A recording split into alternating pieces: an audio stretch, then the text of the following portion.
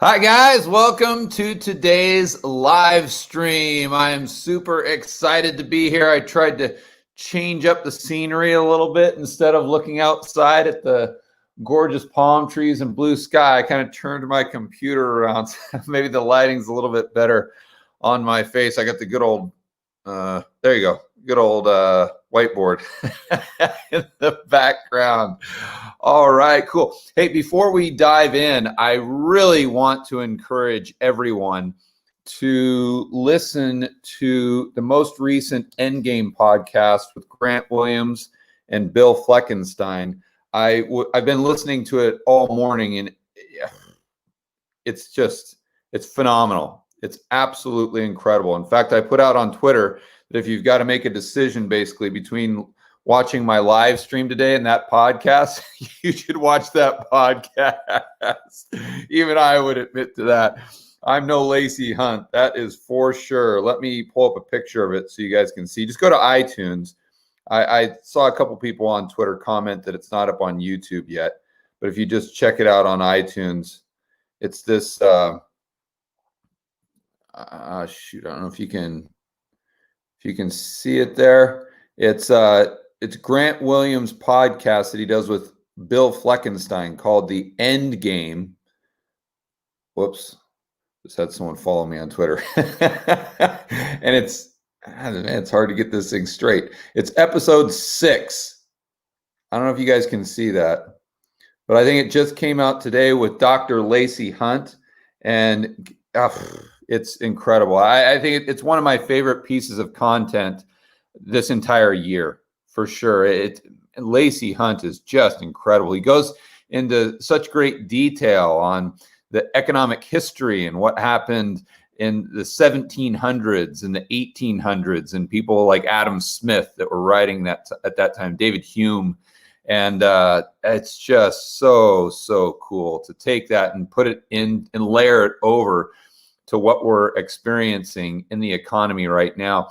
On that note, I was doing a live stream with Lynn Alden last week for Rebel Capitalist Pro. And I guess now is a good time to plug Rebel Capitalist Pro. If you guys haven't checked out the online forum, the membership program I have with Lynn Alden and Chris McIntosh, definitely check it out today after you listen to Grant's podcast with Lacey Hunt. It's at georgegammon.com/pro. But in last week's live stream that I did for members with Lynn Alden, she was talking about a most recent report that she had, and she went back and looked at kind of the political narrative and what they're talking about. And it was like in ancient Greece around it was Athens, I believe. And when their government got too far in debt, it's very similar to the United States right now. And the debate between political groups was identical. She said that it felt like reading something today, such as we should have free college tuition, we should have free medical care, we should have austerity, we should lower taxes, we should do all. It was the exact same debate that we're having today in 2020. However many hundreds of years ago. It's just so cool that history, it doesn't repeat exactly, but it rhymes. And if we can be students of history and economic history, we can be far more prepared for what will come in the next few years.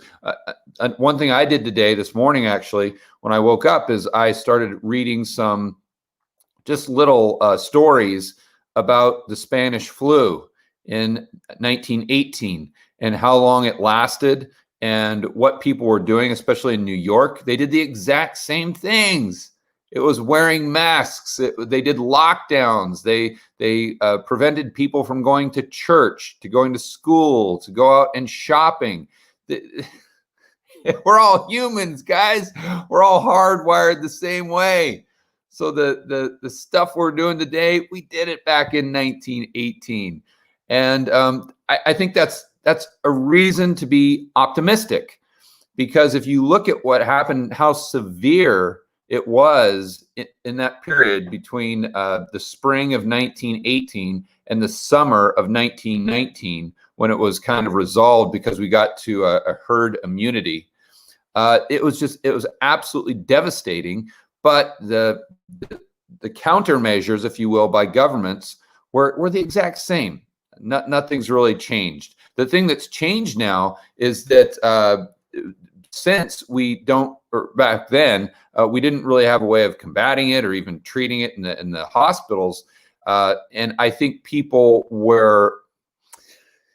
we didn't have social media. We didn't have all these things. So if I had to say, if anything's going to be slightly different, if we can get to herd immunity with this recent strain, or, whether you want to think it's fake, it's real, or it was done by the Chinese, wherever you want to go with that. The bottom line is, if we do have this virus, if it is similar to 1918, the difference would be, I think we'll get to herd immunity a lot.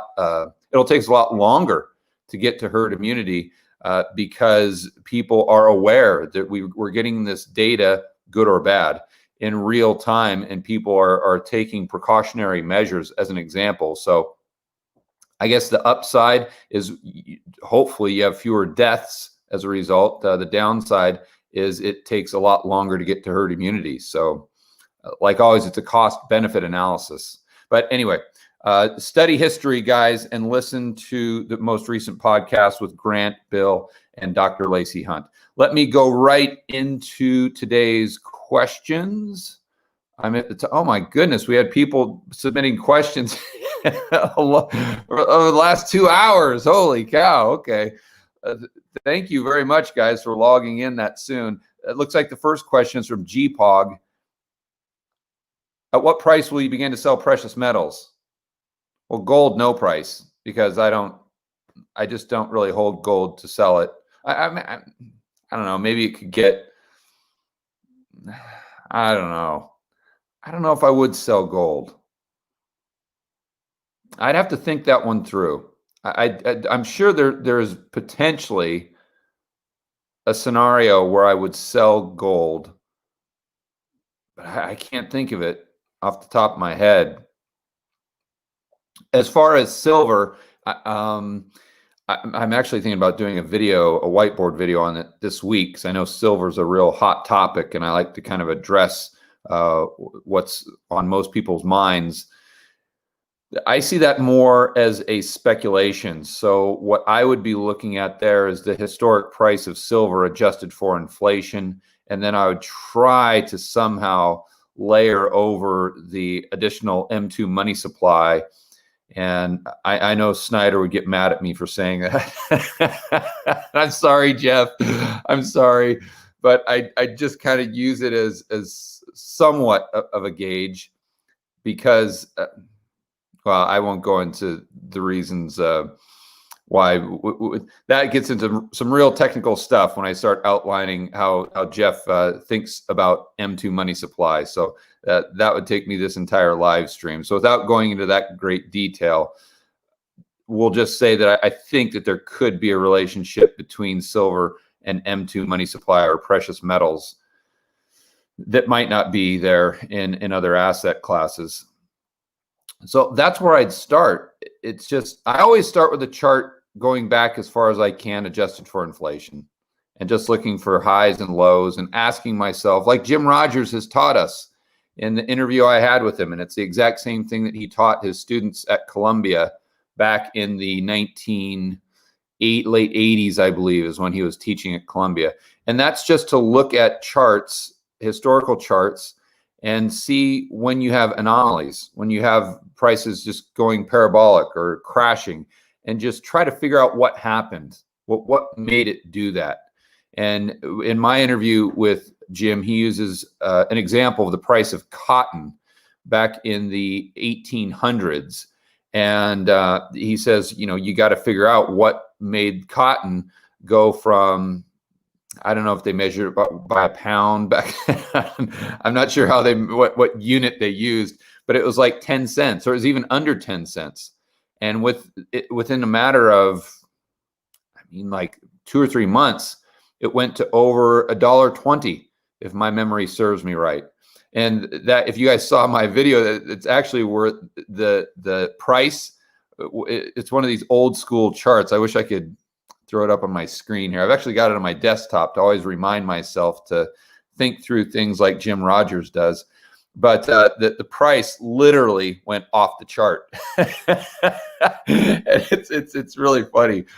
But that's what I do. And I'd look at, the last time that silver got, what would it max out at $50 in nominal terms?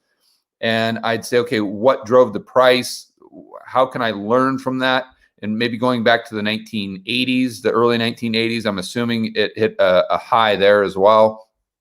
Asking myself what drove that price, and then what drove the crash when it's a commodity, any asset, silver, gold, whatever, it goes up and it definitely goes down.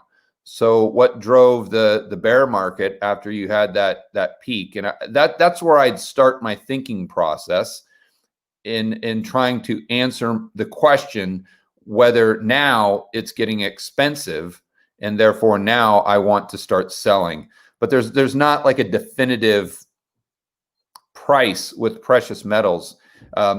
Like for me, there would be with real estate. Like with real estate, let's look at the opposite side of that question. When would I buy? And if in the United States, if I saw real estate prices get down to where they were in 2012, adjusted for inflation, I'd be a buyer. I'd be a buyer. And I think your cash flows would be super cheap as well. I can almost guarantee you debt would be super cheap unless we got there through just inflation outpacing the nominal price gains in the overall housing stock in the United States. But assuming we got there through an asset deflation like we did in 2000, call it 8, 9, all the way to 2012 when it bottomed out, then most likely you're going to see low interest rates. So you get cheap debt. The cash flow is going to be cheap. And the underlying asset itself would be cheap. A lot of people, or a couple of people today asked me on Twitter about how I factor in the lower interest rates, therefore lower mortgage payments, with the fact that housing prices are now even higher than they were in 2006. And my response to that was basically, I don't factor that in, because it doesn't tell me anything about whether it's historically expensive or cheap. It just tells me whether it's more affordable right now, but that doesn't really do anything for me. I use the example back and forth on Twitter with the Q8 stock market. Again, this is something that I learned from Jim Rogers, but the Q8 stock market in the late 1970s, and I believe into 1980, 81, just at a parabolic bubble, very similar to like the tulip bubble, or all bubbles kind of look the same. And what they were doing is they were allowing people to buy stock with post-dated checks. So you could have that exact same argument then. I could say, well, the Q80 stock market right now in 1980 is wildly overpriced. It's super, super expensive historically. And then you could say, well, are you factoring in that people can buy with post-dated checks? No.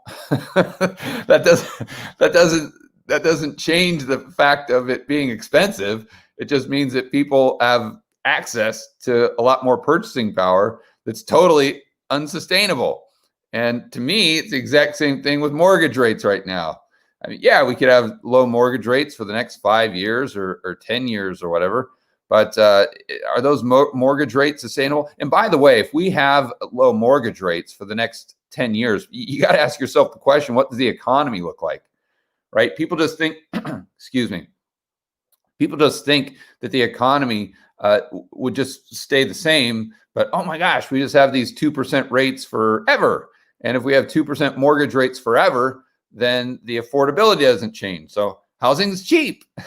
And they did these mental gymnastics to come to the conclusion that makes them sleep well at night. That's really the bottom line. It's that cognitive dissonance or whatever, in my opinion.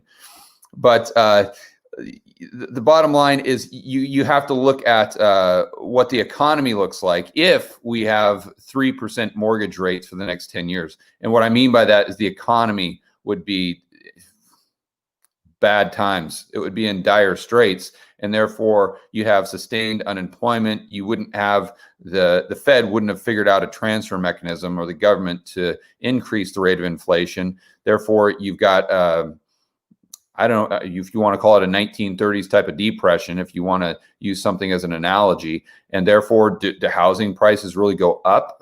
Does that mean that they're cheap right now? I don't think so. Anyway, I just try to keep it as simple as possible. Okay, on to the next question. That's enough of a tangent there. All right, let's see here.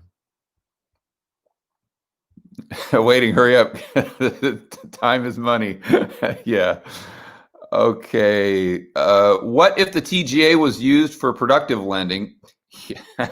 This is actually a good question. Prepare for another tangent, guys. Prepare for another tangent. But I think this tangent will deliver a lot of value, because it's something that I was also thinking about doing, or it's another topic I was thinking about using for a whiteboard video. So let me try to address this as concisely as possible. But what if the TGA was used for productive lending to help entrepreneurs and small businesses at a low or no interest rate? It would create jobs in the real sector, and government could get the tax. Okay. On paper, yes, Mr. Moss 786, you are correct.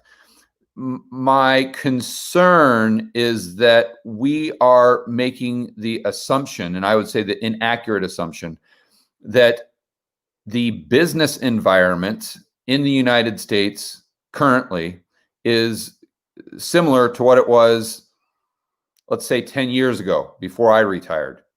And I take it a step further back. And we even say that 10 years ago, we assumed that the business environment was consistent with where it was in the 1990s, or maybe the 1980s, something like that. We don't really, it's almost like Henry Hazlitt. We're not considering the unseen. And when the government layers on all these additional regulations annually, we don't really see them, because it doesn't affect what we're doing directly, unless we are an entrepreneur that is in that business. But we do know that regulations are increasing. We do know that government is a larger and larger percentage of GDP.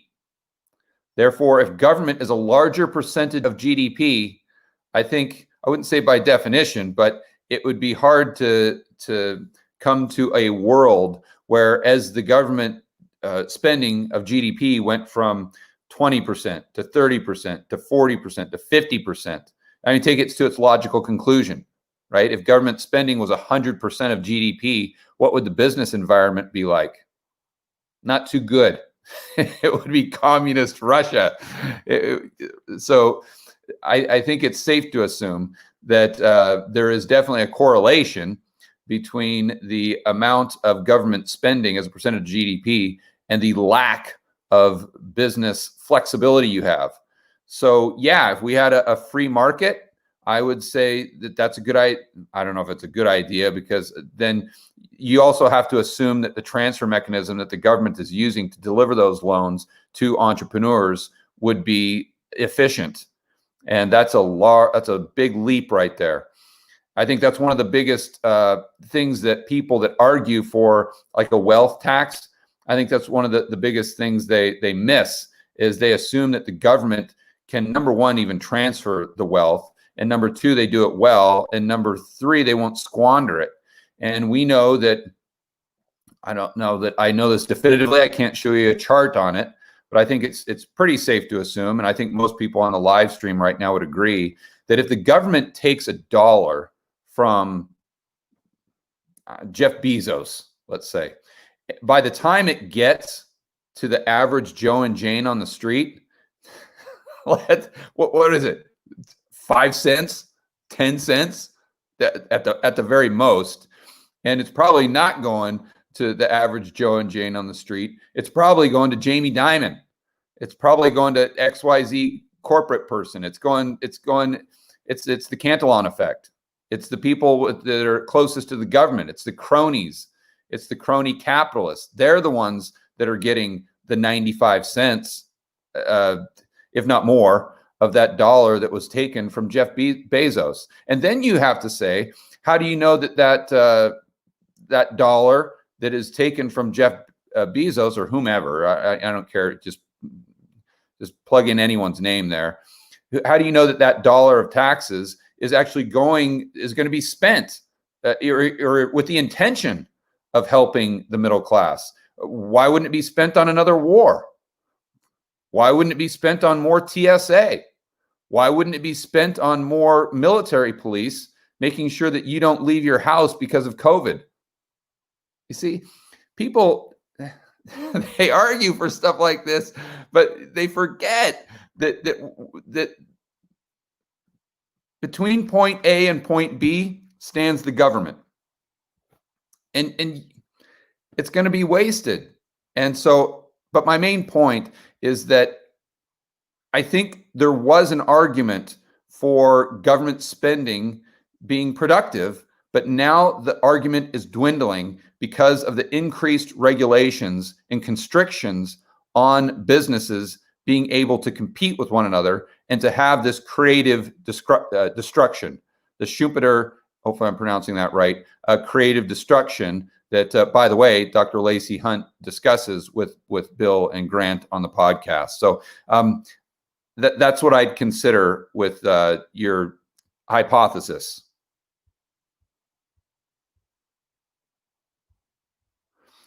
And guys, when you're doing the question, make sure you start with the word question, please.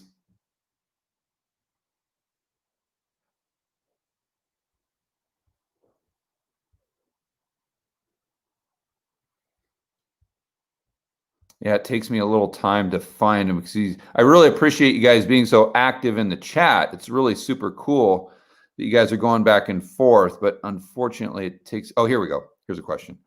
What is your view on emerging economies during this turmoil, especially for countries like India?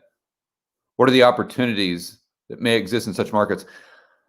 I haven't looked into India that much, Sujit, and I think long term, I would see some tailwind. Shorter term, I think it's anybody's guess. What I will say is if you look at the study of the CAPE ratio, and Meb Faber on his podcast, I know, looks at this quite extensively, where once a country or a stock market, gets to a certain level, the future projected returns diminish. And so there's almost like an interesting kind of basic strategy to selling markets when they get frothy as far as the CAPE ratio, and buying markets when they're cheap. It goes back to buying cheap, selling expensive type thing. And so I would look at India, but as far as emerging economies in general, I think that it's a timing issue. I mean, 2-3 years, who knows? Especially if we have a big dollar spike like Brent Johnson is talking about, which I still think is in the cards. I know the Dixie's at 92 handle or something like that, but I still think it's in the cards. It could be. I'm not saying it's a certainty. I'm just saying that the probability is definitely above zero. That's for sure. So there could be some more pain there for these emerging markets that have a lot of dollar-denominated debt. So, but long term, I think 5-10 years, I would be more bullish on the emerging economies. I think I would agree with Chris McIntosh, my other partner in Rebel Capitalist Pro. He sees a lot of the capital moving from these Western developed economies that are heavily in debt, and honestly moving in a direction of more Marxist policies. I'm not saying they're going to be communist Russia, but they're moving in that direction. The narrative is far more friendly towards a Marxist type of approach than it was like when I was growing up, that's for sure. And so I like countries and I think it's as humans, we have the tendency to take a snapshot of what a country looks like right now and just extrapolate that forward indefinitely into the future. But that would have been a big mistake. And Jim Rogers reminds us of that as well. He says, look at any country 10, 15 years ago, and very rarely is it similar to how it is today. Or a lot of times there's significant changes. Singapore would be a fantastic example of that. China would be another example. And I think that you should look for countries where they're trending in a way that's more friendly to capital and entrepreneurs and more business friendly. And that's definitely not the direction we're going in the United States. And it's not the direction they're going in Europe.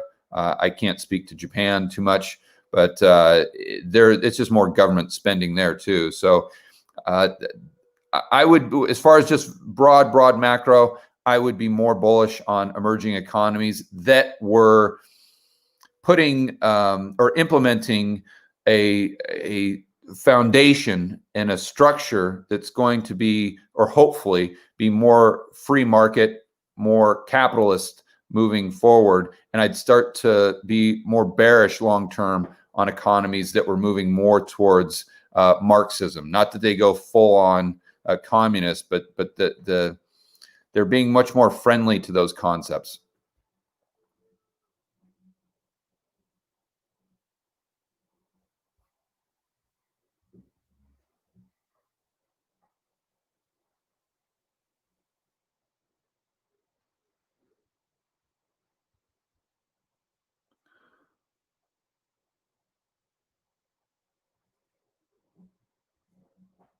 Okay, Gary is asking, is it unreasonable to see the AGAU ratio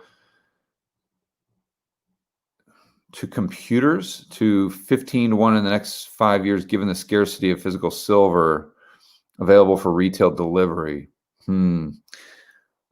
I don't have an answer for that, Gary. What I'd suggest is I am interviewing a gold and resource specialist tomorrow for the Rebel Capitalist show, and we should have that interview. I'm trying to think through this. Yeah, that should be up tomorrow night.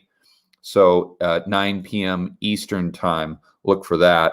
And I think you're going to get a lot more insights on that from someone who's an expert. I'm by no means an expert in gold. I just take the simplest, or silver. I just take the simplest approach. I can't, especially with gold. You guys know that. I don't even look at the price. I just buy it. So yeah, I'm not one who could give you some advice when you kind of look at the minutia there. So definitely tune into that tomorrow night, Monday, 9 p.m. Eastern. That'll be live on the channel.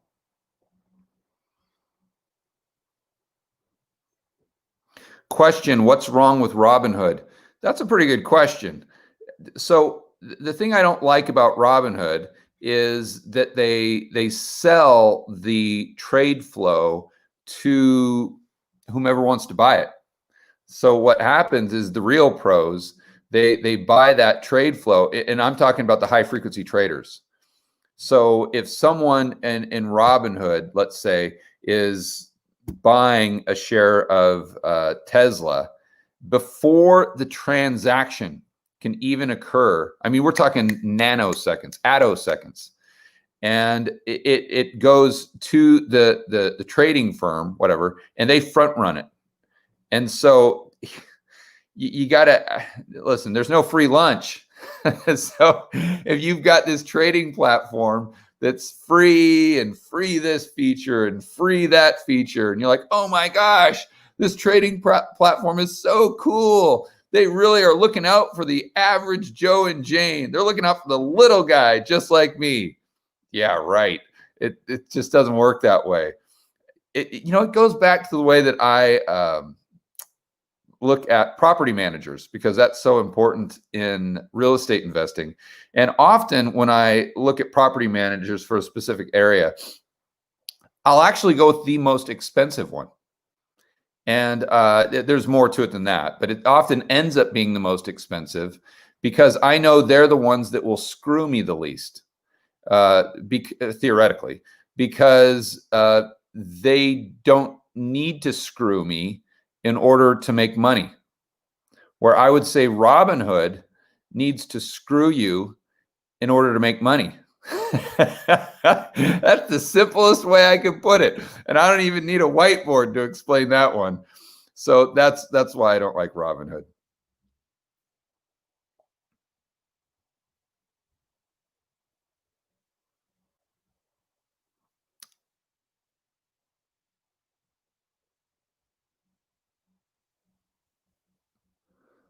Okay.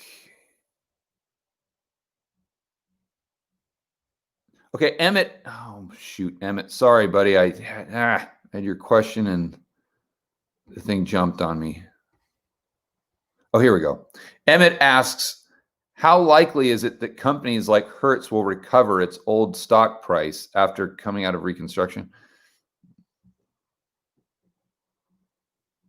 I mean, how likely is it? Uh,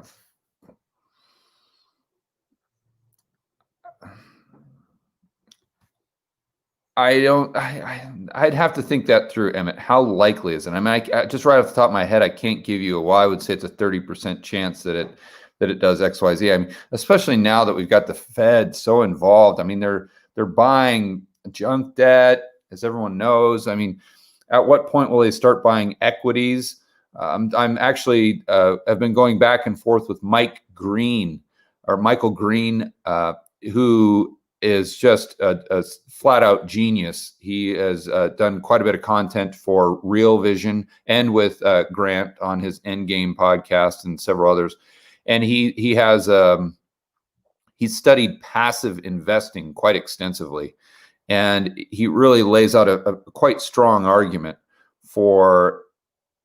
And I won't explain this because it's very difficult to explain, but that's why I was going to do a whiteboard video on it. But the stock market actually goes to zero, literally zero. And he's not saying this isn't like a tinfoil hat. This isn't Alex Jones, although I think Alex Jones is a pretty entertaining guy. I think he's fun to listen to. But regardless, it's not just someone that's throwing it out there. Oh, the stock market's going to zero. It's not that. It's there's like using mathematics, using physics, using the understanding of how the market is structured and the participants in the market, how it could just basically go no bid.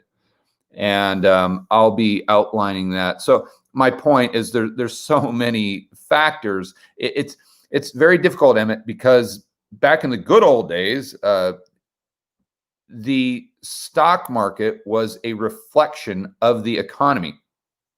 In fact, I heard my buddy Eric Townsend, talk about this with Jim Bianco on Thursday night's episode of Macro Voices, where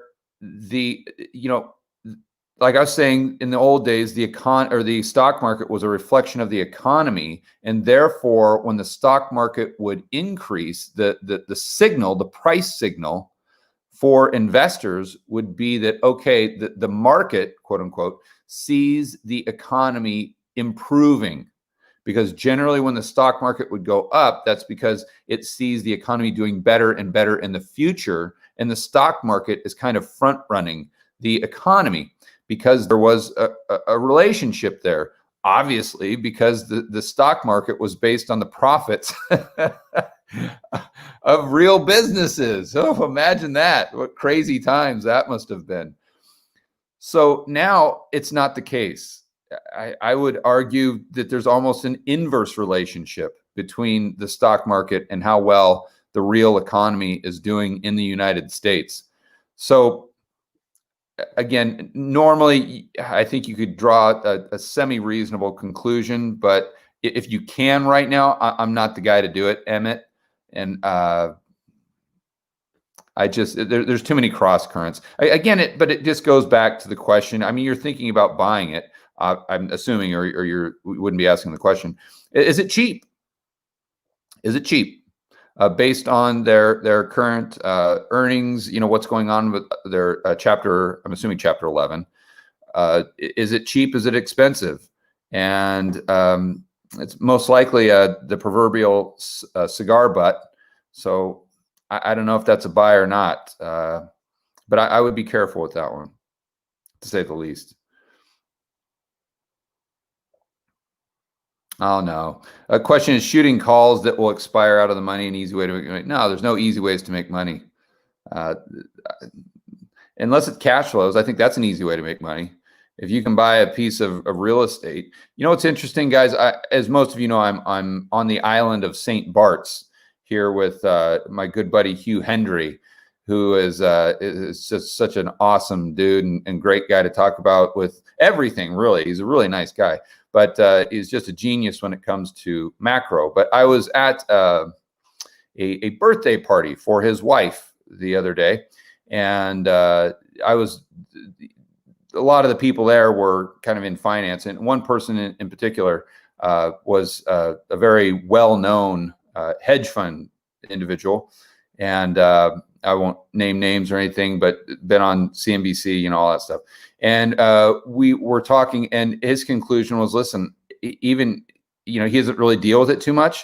But he's like, real estate, it always goes back to real estate. Historically, that's just the best way to grow your wealth long term.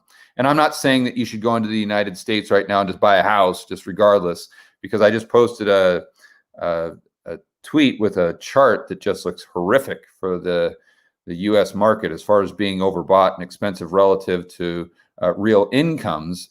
But it's just something to kind of, it's a seed to plant in your mind, and just to put that on a watch list and say, I like long-term, I like U.S. real estate. I just don't like it at today's price.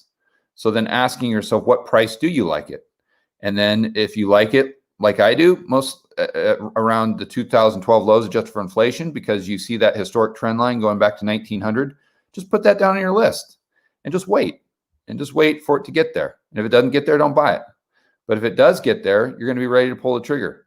And another thing I'd suggest with real estate is I've put it out on Twitter the other day that I'm thinking about going to Dubai next month to not buy anything, but to start kicking tires and looking at the market, because it's gone down and it is super cheap. But what I wouldn't go in there and just start buying because of a chart. I mean, that's where I start, but you have to look at the cost of construction.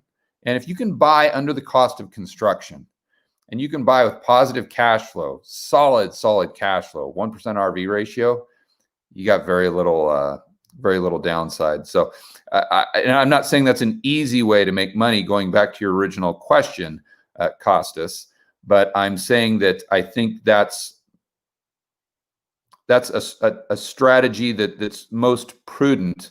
And I would hope that would be a part of everyone's portfolio. Maybe not now. I'm not saying now is the time to do it, but long term, trying to move in that direction. And I'm not saying it should be the majority of your portfolio, but I think everyone should think about it. And to be super clear, I'm not talking about real estate in Dubai necessarily. I'm just talking about cash flowing real estate, rental properties. Okay, here's Patrick asks, your portfolio is 10% gold, 10% speculation, 80% stuff that pays you to own it. You consider all stocks you talked about so far as speculation. Can you talk about the dividend stocks? The stocks that I have that are dividend paying are stocks that I bought back in, I want to say 2013, maybe 2012. No, I think it was 2013. And that was in Cyprus. I bought a bunch of when the market crashed there, went down by like 99%. I bought a bunch of stock. Not a bunch. But for me at the time was a bunch, because I never really had owned too many stocks before that. And I'd tinkered around with trading in early 2000s when I was playing a lot of blackjack. But that was really just to kind of learn how it works and to train my mind. it wasn't really to make money or anything. So anyway, so that was 2013. I've never sold them. I still have them, and I literally look at the price like once every 2 years. Last time I looked at it, I had made like my investment went up like 8 times, and the dividend went from 10% up to 30% on my cost basis. So I was like, woohoo, this is good. This investment stuff is easy. As far as the other stocks, I am in March, I bought the oil producers. I bought Shell, I bought Chevron. I think I might have bought Exxon as well. Just kind of mix it up a little bit. And then mostly Shell though. And then I bought coal. I bought coal, the ETF, which I know Chris would be mad at me for buying the ETF. I need to sell it and diversify and transition into just specific companies, which I just haven't had the time to do it. So what else did I buy? I know there's a couple more in there that I bought in March, but I don't recall. So I'd have to look at my little portfolio thing. But that's what I'm doing. I mean, right now, I think that there's some interesting opportunities outside of the United States. Lynn and I have discussed that extensively on with our live streams on Rebel Capitalist Pro. But as far as my personal stuff that I bought, that's about it. I still have a ton of my portfolio, as far as that 80% in real estate, as you can probably tell. A lot of it, a bit of it in the United States, but a lot of it in Colombia. That's where I was getting much higher yields than the United States. But I'm still looking to deploy that. You know, one thing, Puerto Rico has gone down quite a bit as well. As far as the real estate, if things were opened up right now, I would go back to Puerto Rico and start kicking tires there, because it's like the United States in the sense that you're buying real estate that's denominated in dollars. So if your expenses are denominated in dollars, that's really important. You're taking quite a bit of risk if all your expenses are denominated in dollars, let's say, and you buy a peso denominated asset. That's why I always suggest people starting there. Now, I'm not saying that you shouldn't diversify your currency risk, but you should be cognizant of those expenses. So if your expenses, let's say, are in dollars, I wouldn't have more than maybe 30 or 40% of your portfolio in assets that are denominated in a different currency. So Puerto Rico is interesting in the sense that it's a dollar denominated asset, but it's cheap, or it's getting cheap. I'm not going to say it's cheap right now, but it's getting cheap. It's going in the right direction. It's going this way, which I like. I don't like this way. I like this way. So it's going in the direction I like, which is down. And there are some properties that I've actually looked at online. I haven't looked at them face to face, where you can get a 1% RV ratio. So I like that. And long term, I do like the fact that Puerto Rico has Act 20 and 22, not just for myself personally, but I think a lot of people are going to be moving there in the future because of tax rates increasing substantially in the United States. And I think that as the business climate becomes more and more unfriendly and more cronyism, more corporatism, higher taxes, I think people are going to look for alternatives. And I think Puerto Rico could be a long-term beneficiary. So not that I would buy for that reason. Remember, it always goes back to cheap and expensive. But if I could, and you know, another thing I'm thinking too, guys, with real estate is once you get good, you know how to negotiate. So just because the listed price is $200,000 doesn't mean you buy it for $200,000. It means you can start looking around and find a motivated seller. And if you can find a motivated seller, and if you know what you're doing, if you know how to negotiate, maybe you get it for 150. You never know. And that's what I really like about real estate. If you're buying a stock and it's trading at $30 a share, you're not going to be able to find someone that sells it to you for 15. or gold or Bitcoin or anything. The market's too efficient. But with real estate, it's super inefficient. So if something's trading at 200, you might be able to get it for 150. You never know. And that's where having an expertise really comes in. And the more efficient, or excuse me, the more inefficient the market is, the more that benefits the people who really know what they're doing, and the more it hurts the noobs and the people who really have no clue. And so, like Colombia, as an example, is wildly inefficient. And I would say Puerto Rico is somewhere in between the United States and Colombia. So it offers a huge opportunity there. So maybe, I mean, if that $200,000 property is giving you a 1% RV ratio and is under the cost of construction, and you can go in and because of your negotiating skills, you can buy it for 150, a dollar denominated asset. That seems pretty good to me. So I'll be keeping you guys posted. Obviously, I tell you guys everything I do on these live streams. So stay tuned for that in the next few months.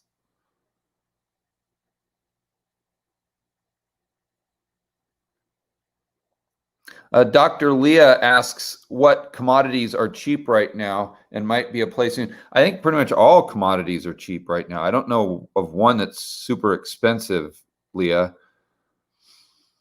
I know listening to Grant's podcast with Jim Grant the other day, Jim Grant was talking about how commodities relative to financial assets are at a 120-year low going back to 1900.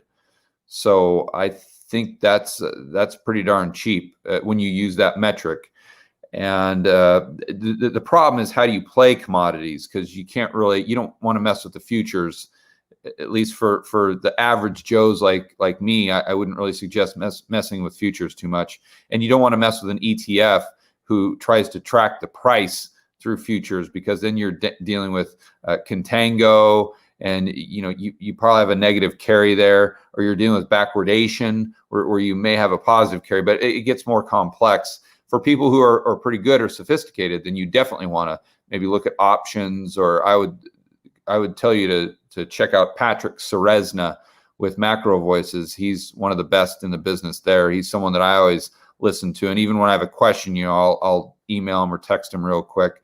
He's kind of my go-to source for that type of speculation or hedging. But the bottom line is, I think the easiest way to play that for average people like myself would be just to buy the producers. So like with commodities, with oil, when it was at negative 40 a barrel, I'm not going to buy a barrel of oil and put it in my backyard, but you might want to consider buying a Chevron or something like that. With the food, as far as agriculture, I know Chris McIntosh is bullish on some soil companies, maybe fertilizer. I'd probably start there.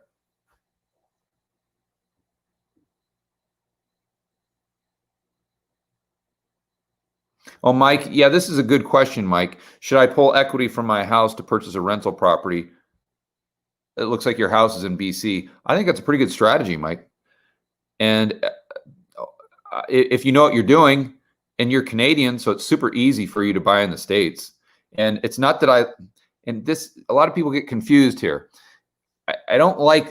Yes, the United States in aggregate total is in a housing bubble, 100%.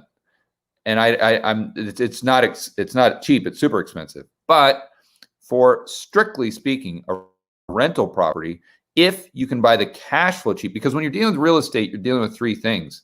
You're dealing with debt, you're dealing with cash flow, and you're dealing with the underlying asset.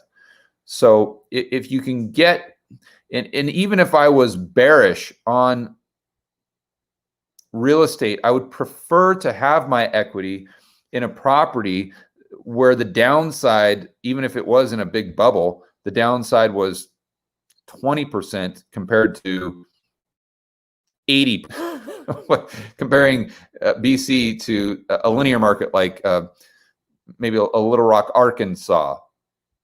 And also, too, someone was asking me on a live stream with Rebel Capitals Pro about the fact that they couldn't use a 30-year fixed rate loan in Canada, because that's a product that's pretty much exclusive to the United States because we subsidize it through the taxpayer, which most people don't know. That's what Fannie and Freddie is doing. but that's not a market product. So I think what you could do maybe is set up an LOC on your equity in Canada, so a line of credit against your equity. And then when you find a good deal, and if you know what you're doing, great. I would stick with a linear market in the United States, kick tires, be patient, maybe let the market come to you a little bit. And but maybe you can find that motivated seller, and maybe you can buy today for a 2012 price. You never know. Or maybe you can get some great cash flow in a great neighborhood. You use the market inefficiency to your advantage. If you know what you're doing, check that out. If you don't, I would suggest going to my buddy's website, Jason Hartman, who's a good friend that I trust a lot, and he'll help you out for free. I mean, one of his advice, even if you don't buy any of his the properties that he's working with his network, they'll help you out for free. And you can see on his website what markets he's in, and that's kind of where I'd start, because he's already done the due diligence for you. And then I'd take the line of credit maybe and buy the asset in the United States with the line of credit, and then I'd term out so now that you would have that line of credit, right, against your equity, and then you're basically buying the house in the United States and paying for it in full. You own it 100%. And then what I'd do is I'd go to the bank in the United States and I'd cash out refi for as much as I could, and then I'd term it out over 30 years, and then I'd fix in that rate, or I'd fix that interest rate, and then I'd take the money from that cash out refi and I'd pay off my line of credit. So that's how you could basically leverage your equity in Canada with 30-year fixed rate debt that has a lot less downside.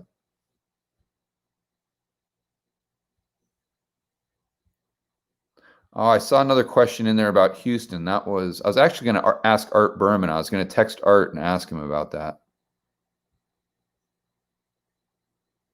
51 minutes. Okay, I got to make sure I'm paying attention to that.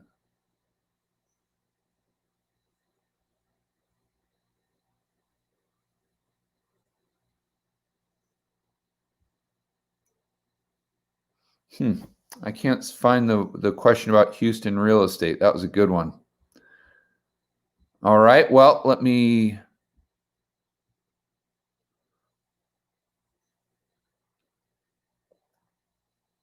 Yeah, Mike asks if an RV ratio is compared to a 10-year treasury, or yeah, I mean, you could say an RV ratio is on anything. It's just how much a month are you getting, or how much annually, I guess, you're getting. With real estate, we just do month, and really that's kind of a Hartman thing. I borrowed that from him. I don't think most people, in fact, other real estate investor people might look at RV and have a different definition for it, the RV ratio. But the way I look at it and the way Hartman looks at it is just the amount of gross rent you're getting per month based on the value of the house. And so, yeah, I mean, you could do the same type of thing with a 10-year, although you're getting like 50 basis points. So at what point is a yield not a yield? But so, yeah, you could use the math for anything that throws off cash.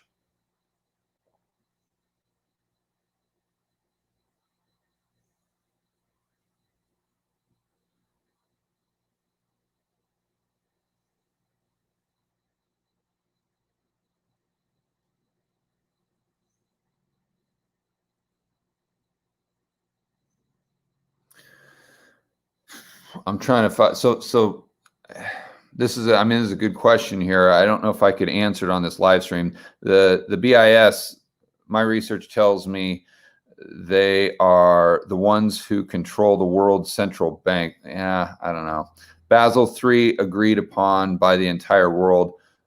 PM's revaluation on the horizon. Thoughts on the BIS? I haven't done too much research on them. I mean, obviously, I don't like the World Economic Forum that much. I don't like Klaus and his cronies, if you saw that video.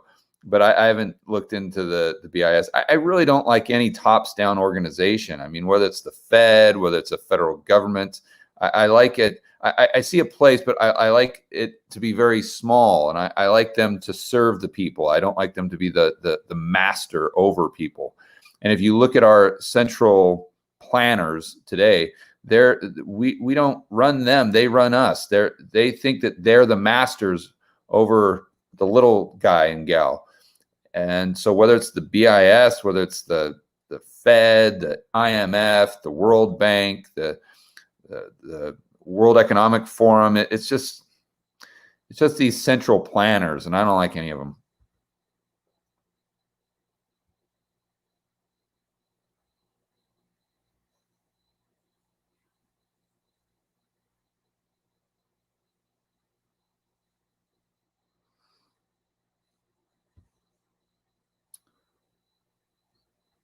So Dominique is asking, did you see the New York Times article from Minneapolis Fed president advocating super strict lockdowns, ominous sign for preparing for banking crisis?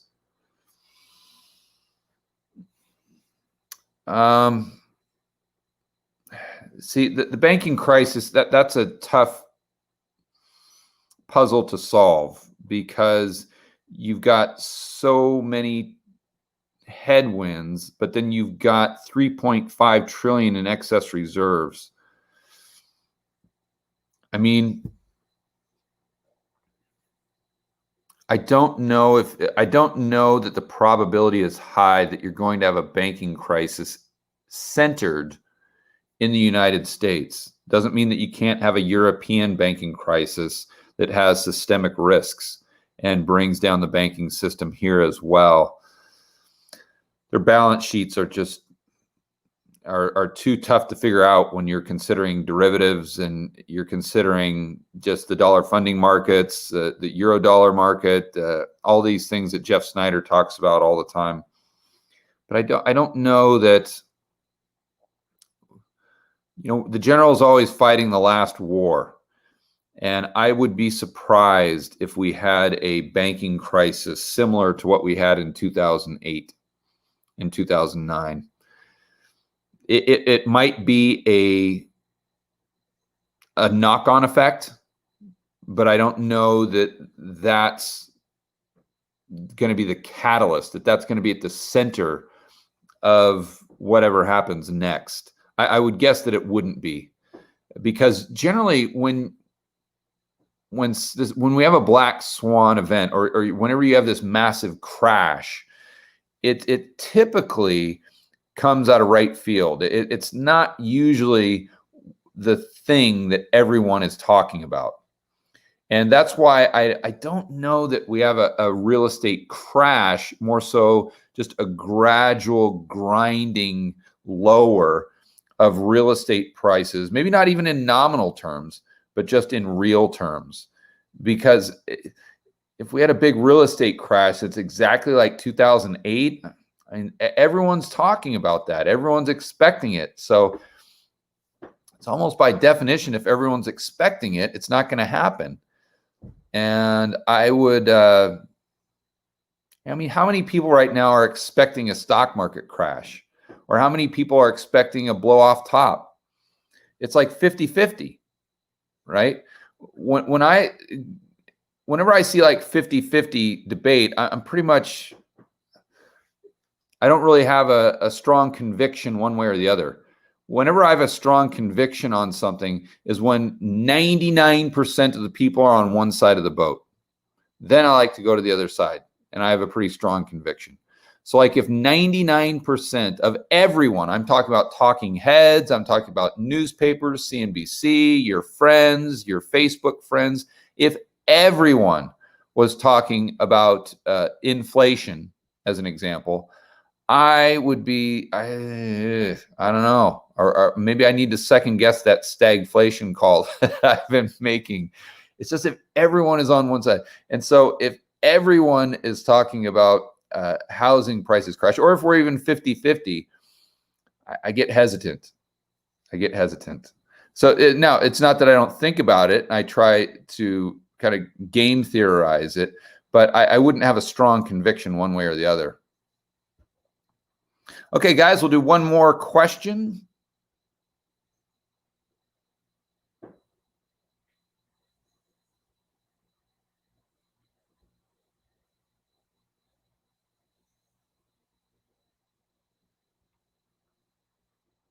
Yeah, stay curious. That's a good question. Keith Giroux. And if you guys haven't looked at Keith Giroux's work. He is the real estate analyst for Market Watch, I believe.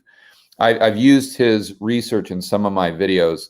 He mentions that the banks were pulling homes off the LA market in 2012 to increase prices. Is this true? And could they do this again if massive foreclosures happen? Yeah, but I think the Fed might be the bank that's doing that and taking them onto their balance sheet. But yeah, so Keith, his hypothesis was the banks that had these loans still on their books. Remember that most of them just sold them to Fannie and Freddie. But there were some lending institutions that kept these residential loans on their balance sheet. And for those, they just stopped foreclosing on them. And not because they're nice, but they just wanted the market to recover so when they sold, they could recoup 100 cents on the dollar. Or excuse me, when they foreclosed on the person who wasn't paying, and then they sold the property back in the market, they'd be able to recoup 100 cents on the dollar. And the reason they've had to hold on to these things so long, you say, well, my gosh, the market's gone way up. And yeah, but for a bank to foreclose and then to sell in the open market, it's not like if they lent $100,000, they can sell it for $100,000 and recoup all their costs. They have actually, it's quite substantially higher. They have to get like $150,000 for that house in order to recoup 100 cents on the dollar, because they've got to remodel it. They've got transaction fees. They've got legal fees. They've got all these things that add up that most people really don't understand. So it would make logical sense to me. I mean, if I was a bank, I would have done that. I would have definitely, because see, for the banks too, it really isn't affecting their balance sheet capacity back then because the Fed was doing quantitative easing. So if the Fed's doing QE and you got a lot more liquidity and you got super cheap reserves, even back when we had reserve requirements, which we don't have now, but even back in the good old days when we had reserve requirements, I don't know that would have restricted. Obviously, you'd have to look at it on a bank by bank basis, but I think there's a good argument for the Fed giving them enough balance sheet capacity to where they wouldn't be required to send to create additional loans. And so why sell? Why sell? You've got some upkeep, some maintenance costs. You got to pay the property taxes, maybe. But yeah, I mean, I think it's a rational conclusion. So could it happen again? I'm sure it could. And I would argue that maybe a lot of these homes haven't even been sold back into the market. Therefore, the supply constriction that we're seeing might not be due to the fact that people aren't selling, but maybe banks aren't selling the assets they have on their balance sheet going all the way back to 2008, 2009. And not just for, the market bottom in 2012. So they could have assets on their balance sheet going back to 2011, 2012 that they still may be hanging on to. And also another piece of the puzzle that people don't consider is all the private equity funds and hedge fund guys that purchased back in 2012, 2013, 2014, and that those people aren't selling. So if you have a larger percentage of the housing stock that are considered rental properties as opposed to owner occupant properties, then when it's time when a lot of people would be selling and creating additional supply, you have these investors and hedge funds that aren't selling, and therefore you have less supply hitting the market. And I don't think anyone really talks about that. And if you look at the percentages of homes that were purchased through 2011 to 2014, call it, by these massive pools of capital, I mean, it's huge percentages of places like Vegas, like Atlanta, Georgia, and others. And I don't think that anyone is really talking about that, especially the people that argue on that have that bullish argument for the real estate market going up because of a supply constriction. And they never tell you that the cure for high prices are high prices. That's something that no one really talks about either. But yeah, check into Keith's work. I would actually love to get him on the Rebel Capitalist show. I should reach out to him sometime soon. But I think he brings up some interesting points that we could see play out in the market over the next year, maybe the next couple of years. Okay, guys, I appreciate you being on the live stream today. Let's see, I'm going to do some shout outs for everyone that was here until the end. We've got Marvin, Andrew, BC in the Matrix, Ricardo, Bruno, Sujit, Roy. Thanks, Sujit. Eric, Jim, Total Recall, Acrobat Mapping, Dickie Dunn, Frank Me, Christopher Hill, Arthur. Thank you. Arthur's always here. Good to see you. And Arthur's always in the chat for Rebel Capitalist Pro too. So thank you for being there too, Arthur. I know you're always very active in the streams, and I appreciate the engagement and the time that you take to do that. Greg, thank you. Eliza, Caleb, SJ, Rexman. Okay, guys, thank you very much for being here. Make sure you check out Rebel Capitalist Pro. You guys will love it. It's George Gammon /pro. And I will see you on the next video.